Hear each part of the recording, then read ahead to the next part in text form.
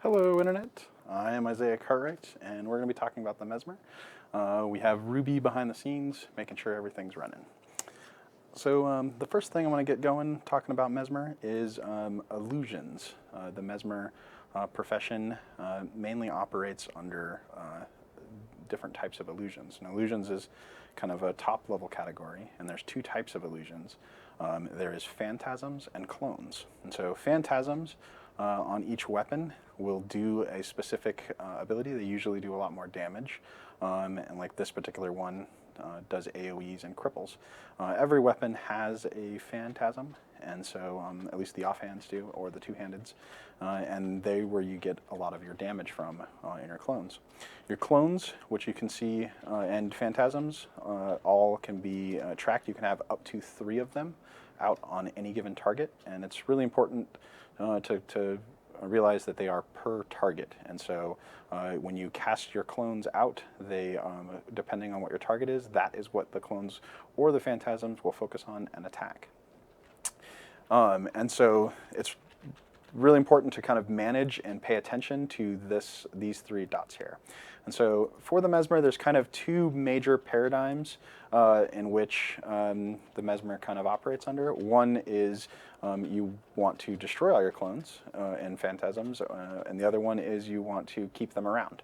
And so the builds that want to destroy all their clones are called shatter builds, and they really operate under these 4 skills, which will sacrifice all of your illusions that you currently have out, and you will get benefits for each one that you had out. And so Mind Rack being the very first one, this is your basic damage shatter.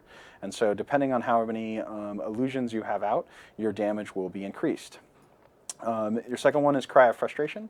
Cry of Frustration will shatter all your clones and put confusion on everything around.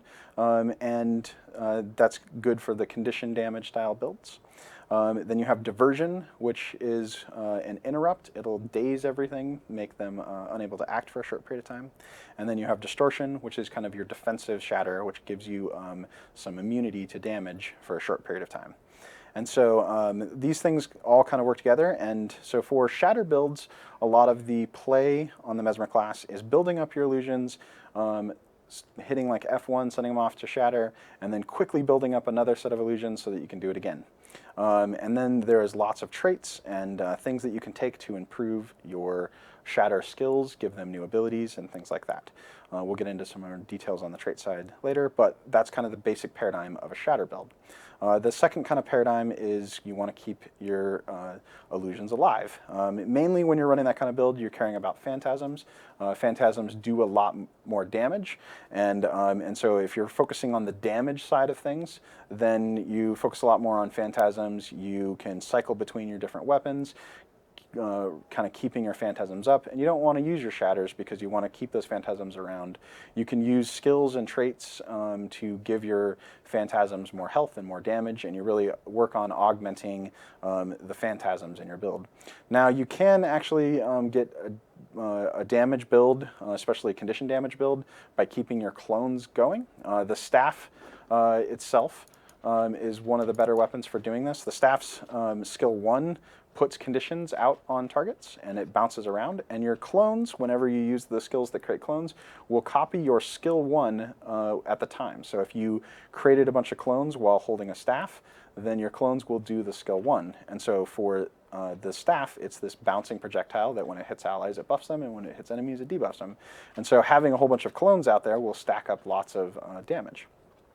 From conditions, where and then your phantasms, they will use your stats. All of the damage that you can do will also increase the damage that your phantasms can do. And so if you're running around the damage build, then you focus more on, just like power build, you want to focus more on phantasms. And so these kind of 2 axes really make up how you want to build your Mesmer. Do you want to be a shatter Mesmer with power, or shatter Mesmer with condition damage, or do you want to be a kind of phantasm Mesmer with power, or do you want to be a clone Mesmer with condition damage? And those are kind of the different paradigms. And you can do kind of different levels of support and damage and disruption among those things. So we'll go over a bunch of gear to augment these different builds. Kind of the first thing is determining what weapon you really want to use. These different builds really rely on the weapons. If you're going to go the raw power shatter type of build, your weapon is a little bit more open. You're really caring about mass creating a lot of clones is usually what's best to shatter, and so you want to take weapons that have lower clone creation. The sword main hand is a really good one for that because it has a very quick recharging clone on its 3 skill, and then it's usually you want to focus a lot more on your utility skills, taking things like mirror images, which spawn lots of clones, decoy, which can bring out clones. Those things allow you to rapidly do kind of the spike that you get with your shatters. And the way that kind of works is you will throw out 3 clones and then shatter them, and then that'll clear your queue. You have illusion slots open, and then you can create a bunch more clones real quickly and shatter them. And that kind of back-to-back shatter you can get to happen in a very short period of time, and you can get a large amount of damage off in a few seconds. And so it's really good for like World v World builds, or if you're trying to group up a bunch of AoE mobs and kind of blow them up all at once. It's a little bit more tricky and takes a little bit more management. And so when people are leveling up Mesmers, I kind of try to encourage them to use the other builds, because it takes a while to get used to that timing. And especially when you're in PvE and there's other people killing monsters, how you and where you put your clones and phantasms out can really change the way you're going to be able to do that. So in the beginning, when you're leveling up a Mesmer, I'd focus on keeping your clones and phantasms alive. It makes things a little bit more straightforward. A good way to think of it is phantasms are kind of like dots that you put out on your targets, and clones are kind of like debuffs that you put out on your targets, and then you can kind of shatter those to do effects. And so really thinking of it like that, the clones are kind of dots that you're putting out on targets, can really make you think about how you want to use them tactically. When you're leveling up, I really suggest getting like sword or great sword, going for raw power builds. They're very simple, and you can get a lot of damage out of them. And like skill 1 on great sword has got a really good range to it. You can get damage in quick when there's big fights out, and then you have good phantasms to be able to jump around. Your phantasm comes a lot from your offhand when you're building one of these kinds of builds. For PvE, I really like the sword offhand. The clone on here does a lot of damage, and he comes with a little bit of survivability. He'll kind of leap in and out, and when he's doing that, he evades a little bit. And so it can really add to the extra survivability of keeping your phantasm up. Also, when you bring it out, it's a leap finisher, which means you can combo with your fields or other fields to get some fun effects, and that can be very helpful. And then you get a little bit of extra defense when you're going. And so those really help with all of those different pieces. And so when you're trying to level up, just focus on the pure power side of things. Don't worry about your shatters as much until you get a little bit more familiar with the Mesmer, because some of those early levels can be a little harder until you get all of your utilities and pieces and traits and things like that. Once you've kind of leveled up and you're wanting to decide whether you want to be a shatter Mesmer or a condition Mesmer or those different things, there's a lot of options open to you build-wise. For the kind of PvE side of things, I really like, kind of my baseline build to start with is always the Knight's Gear, which is toughness as the primary stat, and then power precision. This gear keeps you a little bit more durable, but still gives you a decent amount of damage in PvE. And so this is kind of a good starting point for a lot of people. In the end, I kind of like to go very glass cannon-y with the Mesmer. The natural clones and phantasms and a little bit of stealth that he has really gives him some natural defense. And so when you have some good natural defense, it's nice to go a little bit more glass cannon-y to get more damage. And so Berserker set is a really good place, especially if you're going to do a Shatter-like build or even a heavy Phantasm build. That power side, really want to maximize the overall damage output you can do. For your runes, when you're doing that type of build, kind of the top damage runes are really, good for the way this character builds. Scholar is really good because a lot of that kind of burst damage you can get out in the beginning is before anyone's really attacked you, whether it be in PvE or World v World or anywhere. So that high damage there can really get you to finish the fight way before it even starts.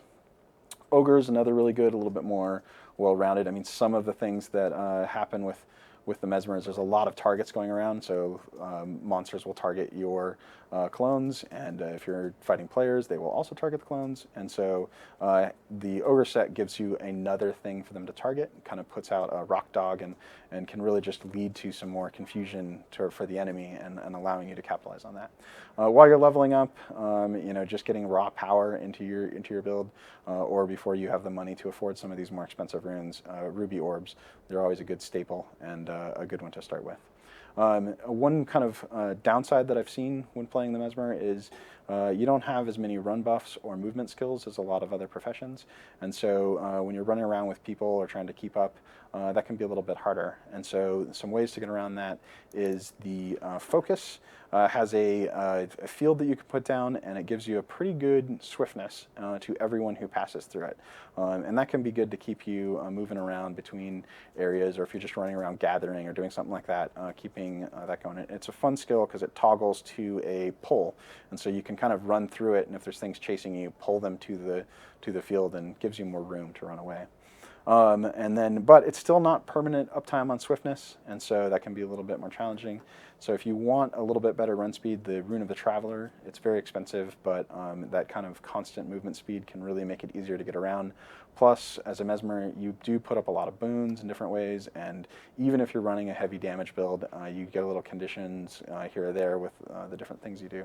And so it can be really nice to just overall get you some good damage.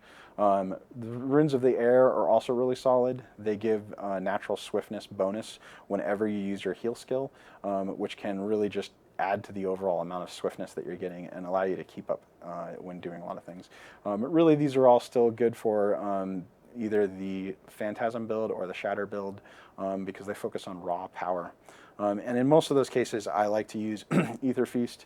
It's a really big heal on a really good, faster recharge, so it kind of has a lot of play to it. And you really can think about when you put out your clones and Phantasms and get the maximum amount of healing.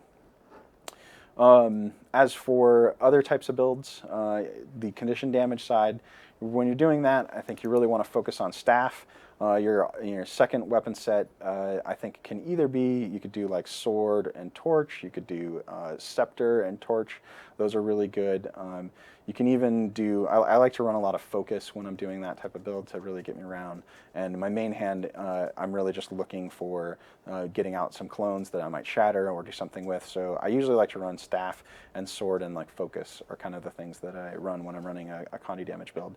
An interesting thing about running the staff in that Condi damage build is you're a little bit more melee, even though a lot of the skills have range, mainly because skill 5 on the staff is a Chaos Storm, which drops this big area of effect that will randomly put conditions on enemies, but it also puts buffs on allies.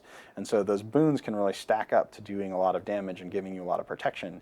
And then that combined with the fact that your skill 1 is a bouncing skill, and so it'll bounce back and forth between your target and allies or other targets. And when you're up close, you can get that bounce effect on a single target multiple times. And so you can either get yourself a lot more boons or put more debuffs on your target. And so really the closer you get with this weapon, the more survivable you actually get. And that even combines with the Chaos Armor and things like that. And so you do have a way to get out of dodge if you need to. You have Phase Retreat, which will create a clone. It's good to kind of do a lot because you want to constantly be keeping your clones up when you're using staff because they're always copying skill 1. And so that becomes a lot of winning. If you want to go on the shatter side of a Condi damage build, staff is still really good for you because it does have it has a clone and a Phantasm right in it, which can get you kind of a back-to-back thing that you need to shatter for your Cry of Frustration. When you are shattering for Condi damage, you really have to trait yourself out a lot to give you shatters, to make your shatters do a lot of condition damage. I know one of the big ones that we just recently added was the Torment when you shatter, which can really is really important, I think, when you're trying to maximize that shatter condition damage build. And so the Rabid prefix is, I think, one of the better ones when you're starting out with these builds. It gives you a little bit of toughness.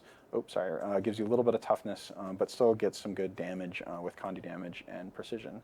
I think, depending on how you're doing the build, if you're not really focused around crits and you're really just focused around the raw output of shatters or your things, you can fall back to the dire set to give you a little bit more survivability. When you're running the dire set, there is some other options, like with your rune sets, you could run a scavenger rune, which converts vitality over and to get a little extra points. When you're running rabid, things like undead, just get you rune set will get you just raw more condition damage. Really stacking up condition damage very high is kind of important to get that spike damage out of your conditions by putting a lot of conditions on at once. And so I do like Rune of Undead. It's also really cheap, and so it allows you to experiment a lot. Rune of the Nightmare, I think, is also a really good one for the condition damage Mesmer builds.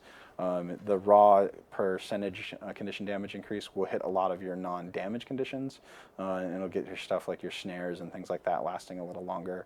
And the fear is just an added bonus to getting you a little bit more disruption, either no matter where you're at and doing different things.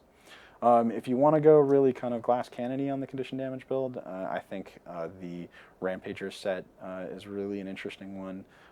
It gets you some condi damage and some power and some precision, and you tend to do a little bit of condis even if you're trying to do any damage in the game, and there's always a little power, and so it can really get you some decent damage, but you kind of have to play around with your crit bonus type effects to really get the maximum benefit out of that high precision. For your jewelry, I usually kind of mimic these same stats.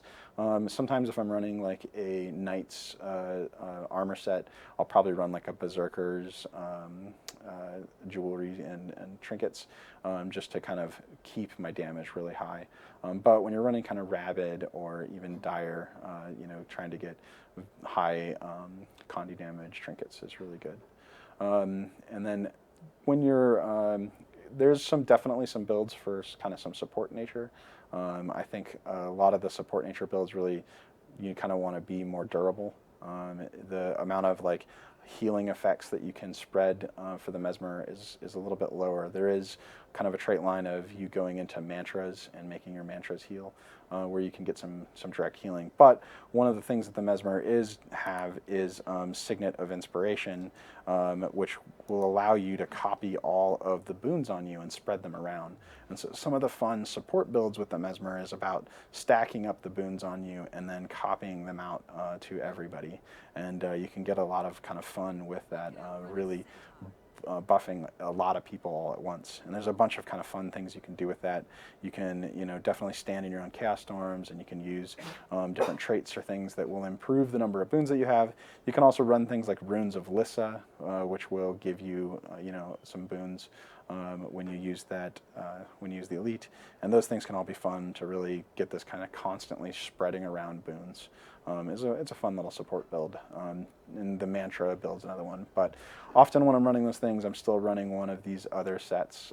Usually I'll focus more on like a Knight set or a Dire set, depending on the flavor that you're kind of playing around with. As for sigils, I think when you're running the power side of things, whether it be Shatter or Phantasms, you really want to focus on the raw damage. You know, Fire is definitely a really, really good one. You're already doing a lot of AoE damage as your Shatters. Getting extra triggers on your crits things can get you more and more AoE damage. Air still very valid, good damage in this regard. Just proccing more damage on your target is always good. And Sigils of Force, I think, are very decent in just stacking up all of those damage bonuses in the different things you're doing. You can get yourself a little bit more survivability if you want to go with Sigil of Blood. You have a lot of crits in the thing, and so getting some life stealing, it's still pretty good damage add, but also gets you some just passive heals coming in. As for the condition damage side, whether you're building the staff build or shatter build, you do want to really make sure your sigils are synergizing with that condition damage. I think Sigil of Earth and Sigil of Torment, both really solid crit based sigil effects. You know, you can also run the like corruption type of thing to build up your condi damage as high as you can. And you know, Bloodlust and Perception are really good. I find when I'm running the shatter type of builds, the higher perception I have, the better. So I tend to run sigils of perception because I really want to guarantee that I'm going to get crits as much as possible, because all my damage is coming in a very quick packet of time, and so that large amount of damage all at once is really important. And so getting a little higher crit chance is really important. For foods, I think, you know, the standard run of the mill, if you're running damage, you can go sharpening stones or master oils. Like I said, I tend to use master oils to get a little bit more of that precision. And when you're doing condi damage, you're tuning crystals. Sometimes I even like to go the toxic tuning crystals. Like I said, that extra kind of condition duration can really affect a lot of those. You tend to throw around a lot of conditions when you're running the condition damage build, and it can really add up to a lot more utility. And then food, there's veggie pizza, or you want to use the rare veggie pizza. This is the lower level one, but you want to use the level 80 veggie pizza that gives you a bunch of condi damage and condi duration. And that 40% condi duration that you get from that is really key to getting all of those conditions sticking around. When you're running the damage side of things, you know, the curries, the butternut soups are really good. You know, like I said, I do like that higher precision, so I do kind of like to run the curry. But the sweet and spicy butternut soup, it's expensive, but it gets you good power and ferocity. So sometimes I do like to run just raw kind of truffle steaks. They're just power and precision. You know, if your ferocity is pretty high enough. There's also the foods that will give you a 30-second buff when you kill something to get higher power. It can be really good for that just big spikes that you're always trying to kind of strive for. And so that's kind of the basics behind the item side of things for making your builds. Coming over to traits, there's a lot of different traits that affect each of these different builds. I think one of the first ones that I'd really call out is in the dueling line, is the 10 slot here. This thing, every time you dodge roll, will create an illusion on your target, which I think is really important for a number of different builds. It can be really good if you're trying to build up your illusions to get your heal to be better for Ether Feast. It can be really good if you're trying to do that shatters. You know, you really need to have 3 illusions out, shatter them, and then get back to 3 illusions so you can get a second shatter to really get that burst going. And so using your dodge can be really add to that. I also think it's fun because it allows you to use your endurance both as defensively and offensively. And so I think it really shores up a lot of the way the shatter builds work. It also can be super useful even in the Phantasm build. You know, just being able to get some extra clones out there. A nice thing is that Phantasms will always override clones. But clones will never override Phantasm, so you don't have to worry about you know, messing up your Phantasm, which is going to do a lot of damage. There is a lot of traits that will do things when your clones die, and that doesn't always mean those traits don't trigger when your clones shatter, and so it can be good sometimes to spawn out clones and kind of cycle them as creatures and things will kill those clones, and the shatters will spread, the damage or effects will spread out, and you can get lots of different kind of bonuses, whether it be conditions that you're applying. Cripple is one of the big ones that is really good, and it's an earlier line that you can pick up, and that's kind of up here in the power line. Can get you is a good line. And there's kind of in all those different builds, there's little traits all throughout that you can pick up. And so if you are going to go into the power line, you're going to go down the power stuff, do like damage side shatter builds, or then one of the big things is your mine rack becomes your big damage dealer. And so the one skill or the one trait in the domination line is really important to just stacking those damage boosts all on those shatters in a lot of different ways. And then another one that I think is a big one is in the illusions line, and it's illusionary persona. It makes the shatter effect also count on you, and so instead of a max of 3 damages from the shatter effects, because mine rack will create an AoE for each shatter, this one will create a 4th AoE around you. You know, you do have to kind of get into the mix of things a little bit more to get that extra damage, but it adds a ton of damage to the effects you're doing. Also, going in this line, you can pick up things like Might on Shatter, which just adds to that overall amount of damage you're doing. And this line will reduce the rate or the recharge rate of your shatters, which is really important to being able to use it as a main way to play.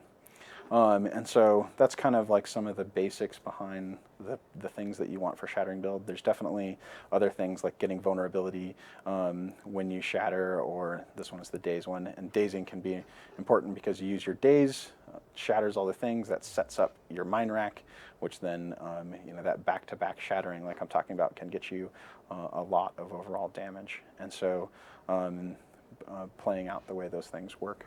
Your Phantasm build, it's really kind of goes in a very different direction. You're really all about trying to build up these phantasms, and so you want to take traits that improve your phantasms. Kind of some of the bigger ones to me is there's the trait that gives you makes your phantasms all throw out fury. And that's Phantasmal Fury here. That means they will just constantly have Fury up, which basically increases their crit chance by 20%, which is really important when you're relying so much on them for damage because their constant attacks all going. Also, just going into this line can get you illusions do bleeding, and so even if you're doing the power line, that's that extra damage. But if you're doing the condition damage line, this one's also very important to just add to that overall proccing of the different effects that are going on. The other big Phantasm build things that you want to do are to reduce the recharge of your Phantasms. And so getting Phantasmal Haste, this makes them attack faster, and you can get your Phantasm out. You can also get traits that reduce the actual Phantasm skills themselves, so the recharges, so that you can constantly keep your damage up. And depending on what weapon you're doing and depending on which traits you have, you can really move those around in different ways. And so focusing on getting your Phantasms out. In PvE, I do like to focus a little bit more on keeping my Phantasms alive, because the longer they're alive, the more damage you can do. And so there's a couple ways to do that. You can run the Signet of Illusions, which gives them more health. And then there's also some line in the Inspiration line. You can, not only do you just get raw vitality for going up, but you can get your Phantasms get a little bit more health. And so that allows you to just keep them overall harder to kill, can soak up some damage from you, and just keeps them constantly outputting damage. And so those are kind of some of the key bits on the trait side to getting your Phantasms up.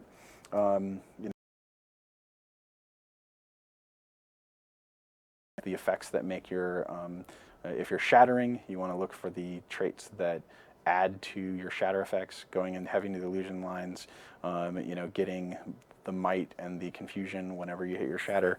Those are always really important to stacking up the total number of conditions that you're putting when you're shattering things out. The new maim skill gets the torment out when you shatter. That's important for the thing. When you're doing the illusion stay up condition damage builds, running the staff, you want to aim things similar to the way you're doing your Phantasms. Take the things that allow your condition damage effects to go on there. Another big thing that I kind of wanted to talk through with the Mesmer, and it's one of the main reasons a lot of people take Mesmer, is the portal skill.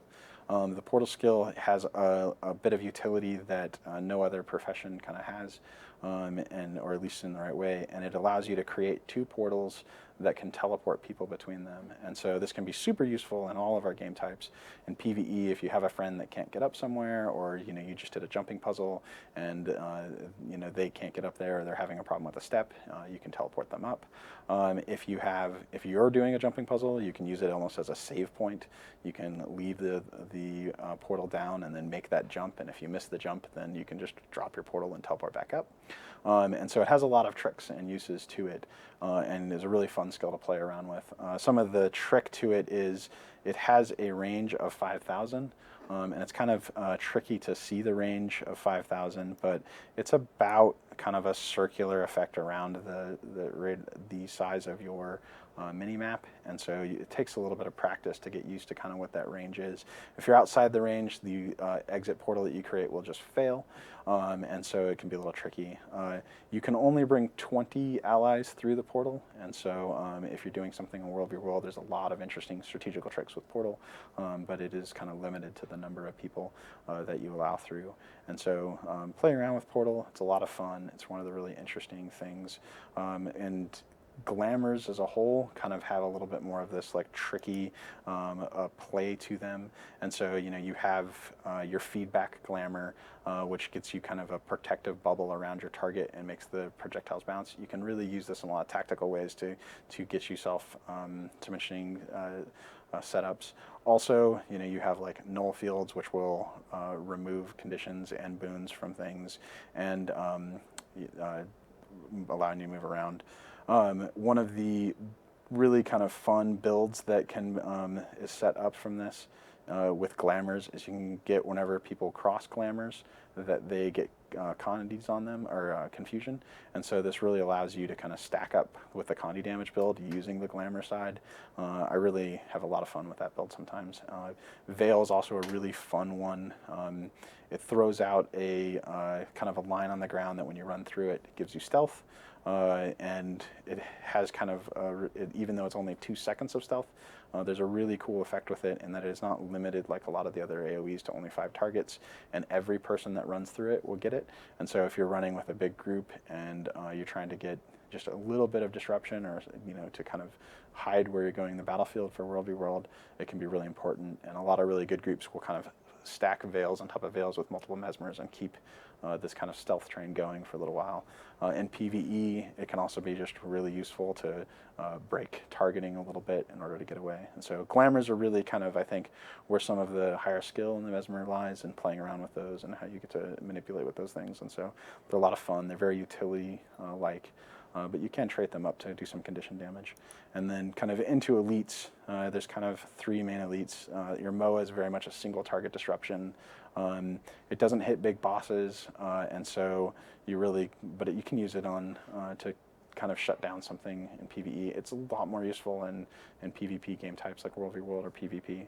And then you have Time Warp. It's a big buff circle where you're really trying to, it buffs all your allies around you up to 5, and giving them faster attack speed. It's an overall damage boost. One big thing when you're just by yourself, it also buffs your phantasms, and so, you know, you can get some damage bonuses out of yourself, just really going. And then Mass Invisibility. It's a big, huge stealth for a bunch of your allies. It's a 5-second long stealth, so you can really use it to get out of dodge if you need to. In PvE, you can get you away so you can heal up, or different things like that.